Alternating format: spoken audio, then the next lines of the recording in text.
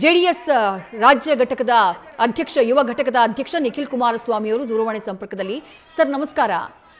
ನಮಸ್ಕಾರ ಸರ್, ಮಾಹಿತಿ ಸಿಕ್ತು ಅಂತ ಭಾವಿಸ್ತೀನಿ. ತಮಗೆ ಏನ್ ಡೀಟೇಲ್ಸ್ ಸಿಕ್ಕಿದೆ ಸರ್ ಸ್ಥಳದಿಂದ ಈಗ ಸದ್ಯಕ್ಕೆ? ಈಗ ಜಿಲ್ಲಾಸ್ಪತ್ರೆ ಮುಖ್ಯಸ್ಥರಿಗೆ ಫೋನ್ ನಲ್ಲಿ ಮಾತಾಡಿದೆ. ಮಾಧ್ಯಮಗಳಲ್ಲಿ ಏನ್ ಮಾಹಿತಿ ಬರ್ತಾ ಇದೆಯೋ ಅಷ್ಟೇ ಮಾಹಿತಿ ಅವ್ರ ಕಡೆಯಿಂದನೂ ನನಗೂ ದೊರಕಿದ್ದಮ್ಮ.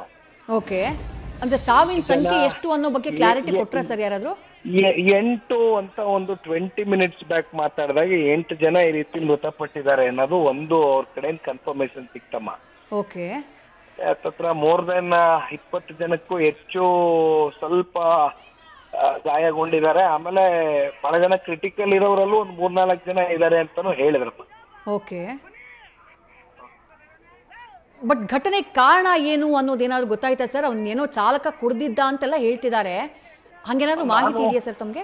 ನಾನು ವಿಡಿಯೋ ನೋಡಿದಾಗ ಪ್ರಾರಂಭದಲ್ಲಿ ಅಂದ್ರೆ ಇಲ್ಲಿವರೆಗೂ ನಾನು ಅನ್ಕೊಂಡಿರೋದು ಅದು ಯಾರೇ ಕೂಡ ವಿಡಿಯೋ ನೋಡಿದ್ರು ಅಷ್ಟು ಆ ಸ್ಪೀಡಲ್ಲಿ ಬಂದಾಗ ಹೌದು ಸ್ವಾಭಾವಿಕವಾಗಿ ಎದುರುಗಡೆ ಜನ ಇದ್ದಾಗ ಯಾರು ಕೂಡ ಆ ಸ್ಪೀಡಲ್ಲಿ ಬರ್ಲಿಕ್ಕಿಲ್ಲ.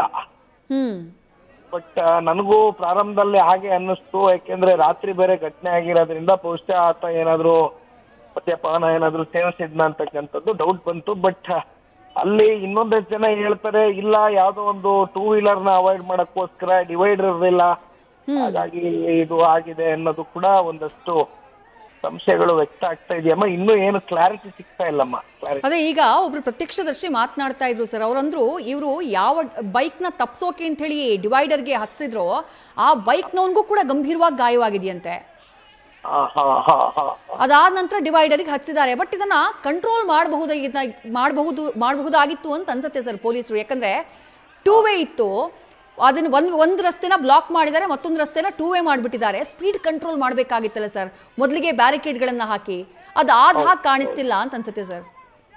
ಹೌದಮ್ಮ, ಒಂದ್ ಸ್ವಲ್ಪ ಈ ಗಣೇಶ ವಿಸರ್ಜನೆ ಸಂದರ್ಭದಲ್ಲಿ ಎಲ್ಲ ಮೆರವಣಿಗೆ ಹೋಗ್ಬೇಕಾದ್ರೆ ಸ್ವಾಭಾವಿಕವಾಗಿ ಇದೆಲ್ಲ ಹಾಕೊಂಡು ಸ್ವಲ್ಪ ಅದರಲ್ಲೂ ವಿಶೇಷವಾಗಿ ಯೂತ್ ಜಾಸ್ತಿ ಪಾಲ್ಗೊಳ್ಳೋದ್ರಿಂದ ಹೌದು ಹೌದು ಪೊಲೀಸರು ಮುನ್ನೆಚ್ಚರಿಕೆ ಕ್ರಮ ಒಂದ್ ಸ್ವಲ್ಪ ವಹಿಸ್ಕೋಬೇಕಾಗಿತ್ತಮ್ಮ ಇಂಥ ವಿಚಾರಗಳಲ್ಲಿ. ನಮಗೂ ಕೂಡ ಅದೇ ಅನ್ಸುತ್ತೆ.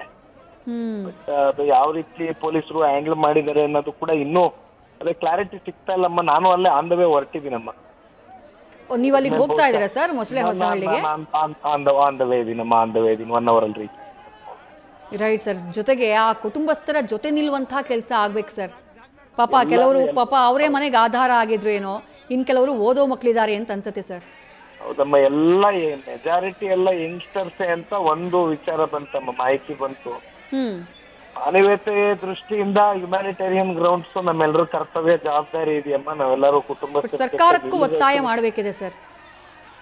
ಸರ್ಕಾರನು ನಾಳೆ ನೋಡೋದಮ್ಮ, ಈ ಕುಟುಂಬಗಳಿಗೆ ಒಂದ್ ಕಡೆ ಸಾಂತ್ವನ ಹೇಳೋದಷ್ಟೇ ಅಲ್ದಿರ ಒಂದು ಪರಿಹಾರ ಕೂಡ ಘೋಷಣೆ ಮಾಡ್ತಾರೆ ಅಂತಕ್ಕಂಥದ್ದು ನಾನು ಕೂಡ ನಿರೀಕ್ಷೆ ಇಟ್ಕೊಂಡಿದ್ದೀನಿ. ನೋಡೋದಮ್ಮ, ನಾಳೆವರೆಗೂ ನೋಡೋದ ಏನಾಗ್ತದೆ. Right sir. Thank you sir ಮಾತನಾಡೋದಕ್ಕೆ.